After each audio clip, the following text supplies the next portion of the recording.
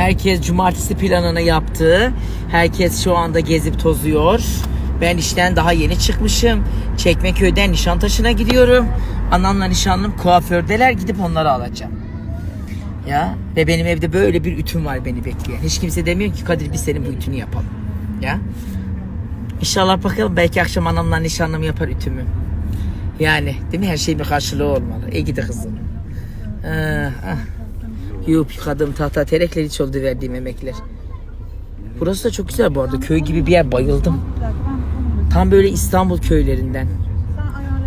Üstüm başımı değiştirdim. Hepinizi çok seviyorum. Ay.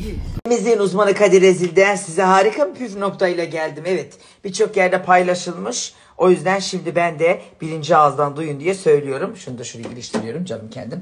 Şimdi biliyorsunuz otomatik çamaşır makinelerinde ön yıkama modu var. Amenna, ama çok